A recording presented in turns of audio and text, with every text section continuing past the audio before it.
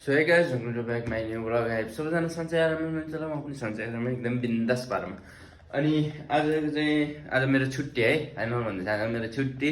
अनि आज म चाहिँ 12 बजी उठेको, अनि अहिले 2 बज्न लागिसकेको छ कि। अनि मेरो थोरै थोरै कपडा धुन पनि छ, कपडा धोएर भ्याएर कपडा सुकाएर अनि त्यसपछि आज चाहिँ यस्तो गर्छु नि, म भ्लगमा यस्तो गर्छु नि। आज चाहिँ म बाहिर जानेवाला छु होइन, बाहिर मतलब मलहरूतिर जान्छु क्या है। अनि हाम्रो ठ्याक्क के भन्छ भनेपछि हाम्रो त्यो चिकपेट अगाडि एउटा जुडिएको नि छ मल है। जुडियो चाहिँ प्रायः नचिन्ने चाहिँ कमै होला नि, बेङ्गलोरमा बस्नेहरू चाहिँ धेरैले पनि देख्यो होला नि जुडियो। अनि त्यसपछि त्यहाँ जान्छु है। अनि त्यसपछि भ्लग स्टार्ट गर्छु अबबाट होइन। अब चाहिँ मेरो थोरै कपडा धुनुपर्ने हुन्छ, थोरै के भन्ने र यति कपडा छ। त्यो भने कपडा सपडा धोएर भ्याएर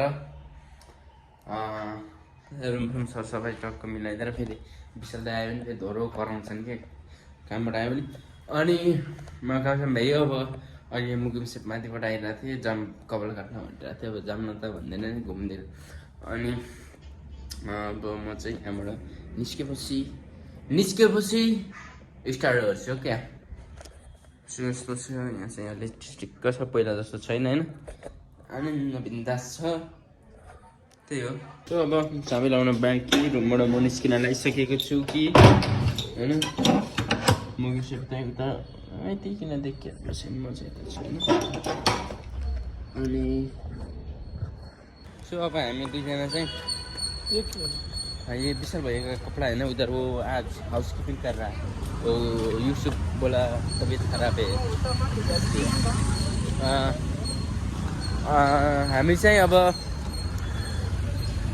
खाना गएर होटेलमा होइन, हाम्रो होटेलमा खाना खाएर अनि हाम्रो सेफले चाहिँ कपाल काट्ने थिएँ।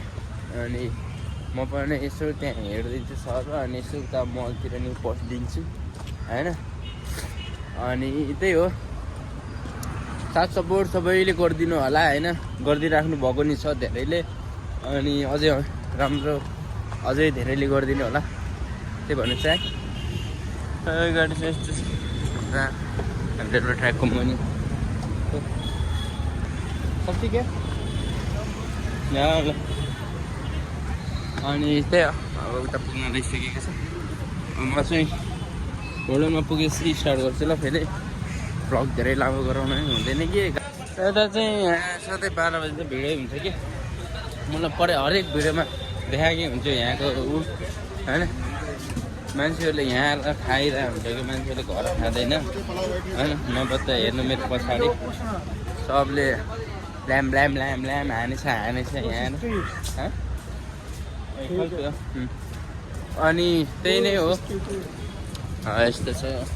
अनि आज चाहिँ मेरो छुट्टी छ, अब फेरि भोलि काम जानुपर्छ। त्यो छ कि बरु छुट्टी सबै उल्टे भयो। अनि के भन्छ अरे, बरु छुट्टी चाहिँ नभइदियोस् भन्ने हुन्छ क्या, भोलि फेरि काममा जानुपर्छ होइन। अरूभन्दा पनि माया कसम बिहान उठेर काममा आउँदा चाहिँ अरू बेला केही लाग्दैन होइन। बिहान उठेर काममा आउँदा चाहिँ यस्तो किन आइछु भन्ने हुन्छ क्या माया कसम। त्यही हो कि यहाँको प्रब्लम भनेको, एकचोटि उठेर हिँडिसकेपछि फेरि केही जस्तो लाग्दैन होइन। उठ्दा फेरि यस्तो भेजा दिमाग खराब हुन्छ माया। सो हामी चाहिँ होटेलतिर पुग्न लागिसक्यौँ। सो म चाहिँ खानासाना खाएर निस्किरहेको थिएँ कि। अनि त्यो अर्को हाउसकिपिङले चाहिँ सन्चो होइन भनेर, त्यसले आज एक्लै गर्नु पऱ्यो थियो नि त, सन्चो भएन भनेर छुट्टी गरेछ। मैं 4:30 को आएको सर बोला। अनि ओके। अनि